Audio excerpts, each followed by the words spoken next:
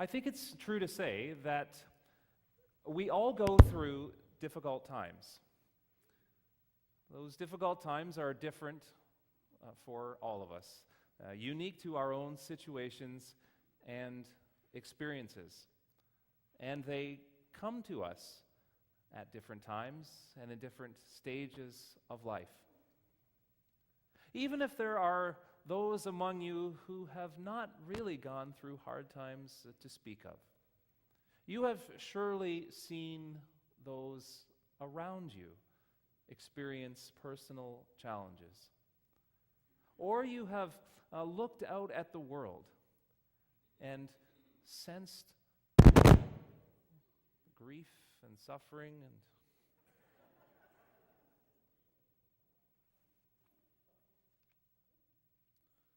just take a moment here and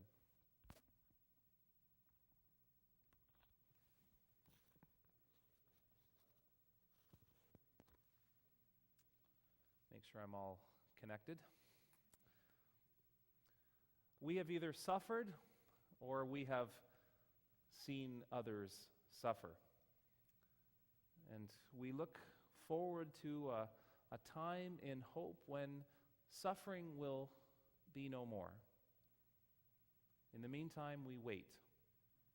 We wait for some resolution to a health concern or crisis. We wait for a child's problems to be overcome. We wait for a time of a financial crisis to come to an end. We wait to find love. We wait to see an end to hatred and violence. In the midst of it all, we who are followers of Jesus are encouraged to have faith. We hear that word so often, but what does it mean? What does faith look like? How can we recognize it when we see it? For some, faith is love. Faith is really nothing unless it is faith in action. In one of the previous congregations where I served as minister, there was a wonderful woman for whom faith was love. I don't think there's anything I could have ever gotten her to do to come out to a Bible study or some kind of study group or ever really engage in any kind of theological conversation. But she was so passionate about loving and serving and helping others. I remember one time she organized a series of events which were luncheons with soup. And she got some folks together and they made some wonderful pots of homemade hearty soup. And she advertised these events for folks from the congregation and folks from the community and any who were in need to come and enjoy some soup together and some friendship and conversation around the table. She was a person of great faith. She was motivated in her way of life by faith. And for her, faith was loving. Faith was faith in action. For other folks, faith is knowing. Faith is knowledge. Faith is believing the right things. When I was a university student, I had a Christian friend for whom faith was knowing. He was kind of a Christian know-it-all. He had an answer for everything. And even though he had a very deep faith, and even though he took his beliefs very seriously, it was difficult to get into any kind of conversation with him about his own faith because there wasn't a conversation to be had. He knew it all. He could state his position, and And that was that. For him, faith was knowing. For other folks, faith is risking.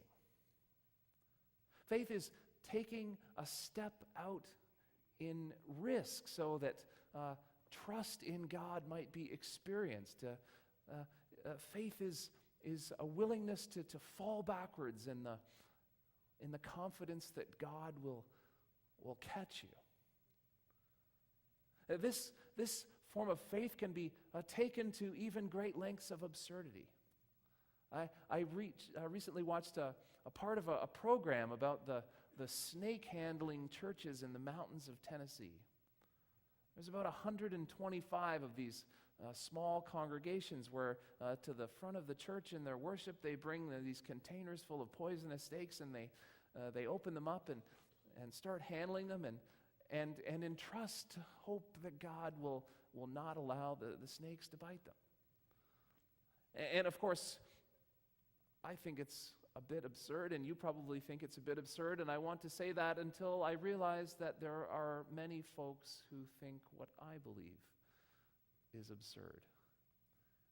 And so for some, faith is taking great risk so that trust in God can be experienced. I think there's some of all of these things which go into genuine faith. I think faith is a matter of the head and of the heart. I think faith is a matter of the mind and also of the hands and the feet. I think faith is living in light of and towards God's promised future. I think faith is putting one's eggs in God's basket. Faith is investing in whatever future God has in store for us. So what then does God's future look like? Paul read for us a few minutes ago from the Gospel of Matthew, chapter 24. Matthew, the Gospel writer, has described for us in what we can only describe as a very difficult and challenging passage something of God's future. I have had several hours throughout the course of this past week to dig through and wrestle with and reflect upon the words of the gospel writer. And still I find them challenging. On the one hand, the gospel writer wants to say that God's promised future is one of good news and hope. It's one of the intimate revelation of God's presence in the world. On the other hand, there seem to be even frightening things that come in God's promised future. For 2,000 years, commentators have wrestled with the question of whether or not these frightening things reflect the judgment of an angry God or simply the prognostication of the earthly Jesus, that if certain sects within first century Judaism continued their sense of political rebellion against Rome, that one day the Roman legions would come through and flatten their civilization.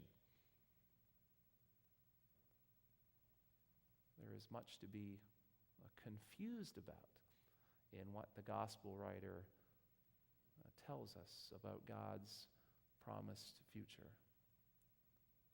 There is, however, one thing of which we can be certain. God knows.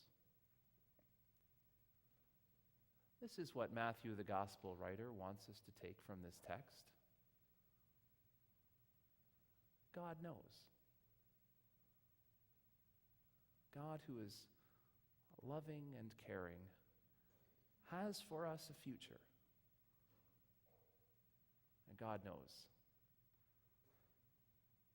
God knows what and where and when. And if we do not know, it is because God knows that it is okay for us not to know. Some of you may remember the news stories of someone called Harold Camping. Camping was an American radio preacher. Wikipedia describes him as a Christian doomsday prophet. Camping was one of those who was fond of predicting dates for the end of the world. His first such prediction appeared in his first published book, which was entitled 1994 ? I don't know how you say that, 1994? In that book, he predicted the end of the world would be on September 6th, 1994. When that day came and went, he reshuffled his calculations and for many years was expecting the world to end on May 21st, 2011. When that day also came and went, he quickly said that he had miscalculated and that in fact the real date was going to be October 21st, 2011. In the weeks and months following October 21st, 2011, he said that he realized the error of his ways and that he should have paid more attention to the words of Jesus in Matthew 24. No one knows the day or the hour except God. God knows. God knows the future. God knows what and where and when. God holds the future of the world in hand. God holds our futures in hand. God knows. Well, God knows what will become of the health challenge we may be facing. God knows what will become of the young person who is going through a hard time. God knows how our needs will be met. God knows when the terrible suffering and violence and even evil in our world will at last be defeated and come to an end. God knows. We know some things. Praise be to God for those things. And where our knowing comes to an end, we can know that beyond that, God knows. Faith, I think, is knowing what we know and knowing that there are some things that God knows and being okay with that. Praise be to the God who knows.